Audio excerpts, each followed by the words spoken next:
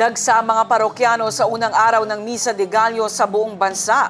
Sa Cotabato City, pinangunahan ni Archbishop Charlie Inzon OMIDD ang banal na misa sa Our Lady of Immaculate Conception Cathedral ganap na alas 4 kaninang umaga.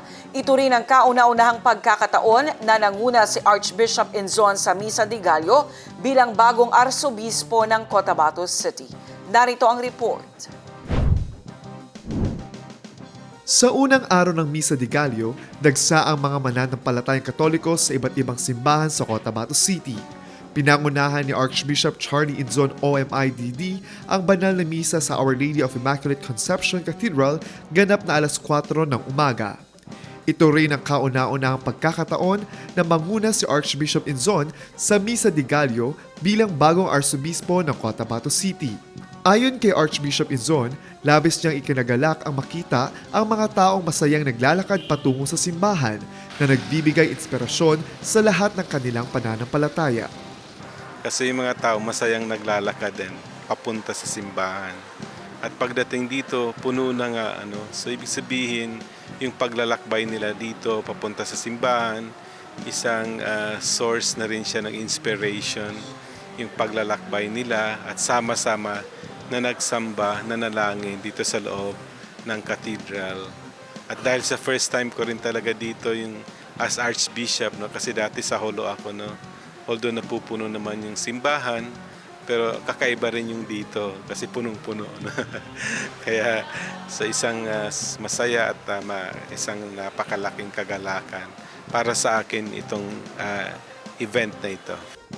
Binigyang diin Archbishop Inzon ang hamon kung paano mapanatili ang parehong bilang ng dumadalo sa mga susunod na gabi dahil ito ay isa pang pagsubok. Siyempre, pag-umpisa, marami talaga yan. How to sustain it, that's another challenge.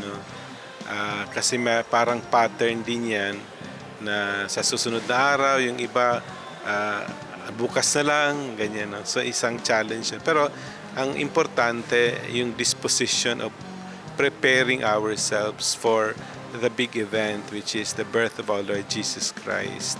At may implikasyon ito sa ating personal na buhay, sa ating pamilya, sa ating lipunan at sa ating bansa. Itong celebration. Kasi national celebration din naman ito buong Pilipinas. At kakaiba ito kasi itong celebration of Advent na may simbang gabi, dito lang yan sa Pilipinas. Ayon sa mga mananampalataya, ang Misa de Gallo ay panahon ng pagninilay at paghahanda para kay Jesus habang pinapalalim ang pananampalataya bago sumapit ang Pasko. For me, ang Misa de Gallo is a reminder for all of us na kailangan natin i-spread yung love and yung peace sa bawat isa. And mag-uumpisa yun sa sarili. Mag-uumpisa yun sa bawat tahanan natin.